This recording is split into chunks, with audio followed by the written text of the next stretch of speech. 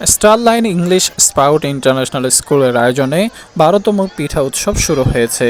শনিবার বিকালে শহরের শহীদ শহীদুল্লাহ কায়সার সড়কের স্টারলাইন কমপ্লেক্সে স্কুল আঙিনায় জমজমাট পিঠা উৎসবের উদ্বোধন করেছেন জেলা প্রশাসক সাইফুল ইসলাম।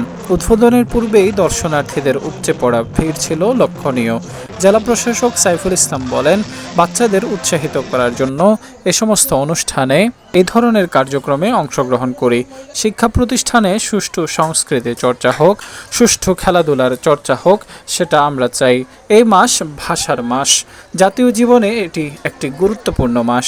আমরা সর্বস্তরে যাতে আমাদের ভাষার যে বিষয়গুলো আছে সেগুলো চর্চার জন্য অনুরোধ জানাবো। পাশাপাশি ইংরেজি আন্তর্জাতিক ভাষা হিসেবে শেখা জরুরি। ইংরেজি ভাষা শিখতে গেলে আগে বাংলা ভাষায় জ্ঞান অর্জন করা প্রয়োজন। বাংলার পাশাপাশি আমরা সমানভাবে ইংরেজিকেও গুরুত্ব দিব। আমরা চাইব আমাদের ভবিষ্যৎ প্রজন্ম আগামী দিনের বাংলাদেশ নির্মাণে সক্রিয় ভূমিকা রাখবে। এজন্য শুধু সাংস্কৃতিক চর্চা করলে হবে না, পাশাপাশি পড়তে হবে।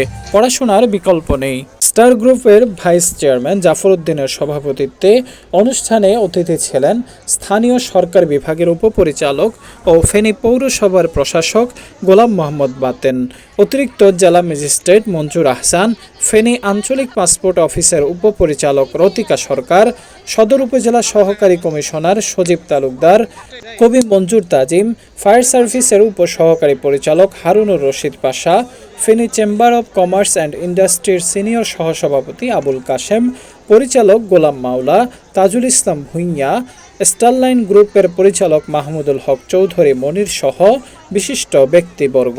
সহকারী শিক্ষক সেলিনা আক্তার ও কামরুন নাহারের পরিচালনায় স্টারলাইন স্পাউট ইন্টারন্যাশনাল স্কুলের principal Abdul Halim, vice principal Jannatul Ferdous, ad hoc কমিটির সভাপতি শাহেদ আক্তার চম্পা উপস্থিত ছিলেন। এ সময় স্টার ক্যাডেট কোচিং সেন্টার থেকে ক্যাডেট কলেজে চান্স পাওয়া ৬ জনকে পুরস্কৃত করা হয়। পিঠা উৎসবকে কেন্দ্র করে স্টারলাইন ইন্টারন্যাশনাল ইংলিশ স্কুল রঙিন সাজে সজ্জিত হয়েছে। স্কুলের শিক্ষার্থী ও অভিভাবকদের মাঝে উৎসবমুখর পরিবেশ বিরাজ করছে। স্টারলাইন ইন্টারন্যাশনাল ইংলিশ স্কুলে আয়োজিত পিঠা উৎসব বরাবরের মতো এবারও লোকে লোকারণ্য। উৎসবে আগত লোকদের বিনোদন দিতে স্কুলের শিক্ষার্থীরা গান ও নৃত্যে মাতিয়ে রাখে। এছাড়া বাংলাদেশ টেলিভিশন ও বিভিন্ন চ্যানেলের কণ্ঠশিল্পীরা সঙ্গীত পরিবেশন করেছে। এবার পিঠা উৎসবে মোট ৩৬টি স্টল অংশ নিয়েছে।